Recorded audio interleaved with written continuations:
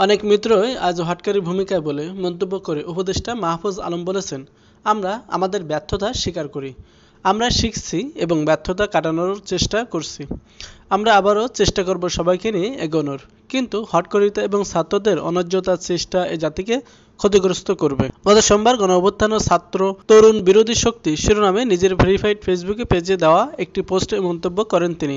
মাহফুজ আলম বলেছেন, মুক্তিযুদ্ধের পরের 10-15 বছরের ইতিহাস মুক্তিযোদ্ধাদের একে অপরকে হত্যার ইতিহাস।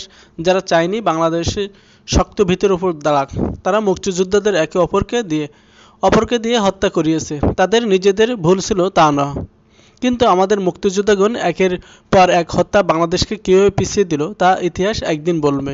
এবারের আন্দোলন সাহসী ছাত্র তরুণদের নেতৃত্বে জনগণের আন্দোলন ছিল উল্লেখ করে মাহফুজ আলম লিখেছেন, কিন্তু একটি দল এবং দেশি বিদেশি সুযোগ সন্ধানী এস্টাবলিশমেন্ট গত 3 মাসে ছাত্রদের বিলিফাই সম্মানহানি করেছে।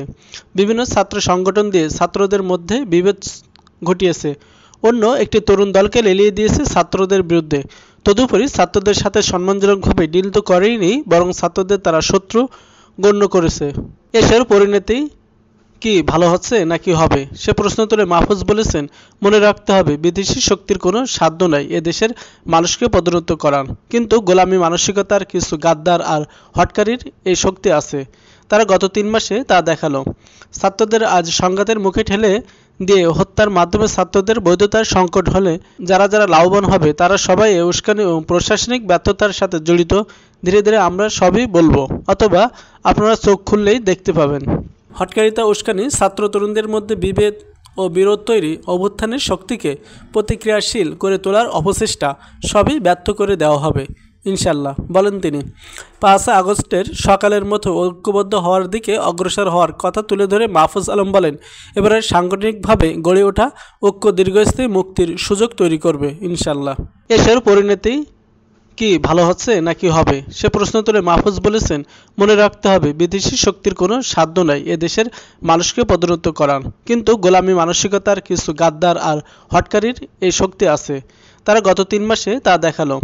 ছাত্রদের আজ সংঘাতের মুখে ঠেলে দিয়ে হত্যার মাধ্যমে ছাত্রদের বৈধতার সংকট হলে যারা যারা লাভবান হবে তারা সবাই এ উস্কানি ও প্রশাসনিক ব্যর্থতার সাথে জড়িত। ধীরে ধীরে আমরা সবই বলবো, অথবা আপনারা চোখ খুললেই দেখতে পাবেন। হটকারিতা উস্কানি, ছাত্র তরুণদের মধ্যে বিভেদ ও বিরোধ তৈরি, অভ্যুত্থানের শক্তিকে প্রতিক্রিয়াশীল করে তোলার অপচেষ্টা সবই ব্যর্থ করে দেওয়া হবে ইনশাল্লাহ, বলেন তিনি। 5 আগস্টের সকালের মতো ঐক্যবদ্ধ হওয়ার দিকে অগ্রসর হওয়ার কথা তুলে ধরে মাহফুজ আলম বলেন, এবারে সাংগঠনিকভাবে গড়ে ওঠা ঐক্য দীর্ঘস্থায়ী মুক্তির সুযোগ তৈরি করবে ইনশাল্লাহ।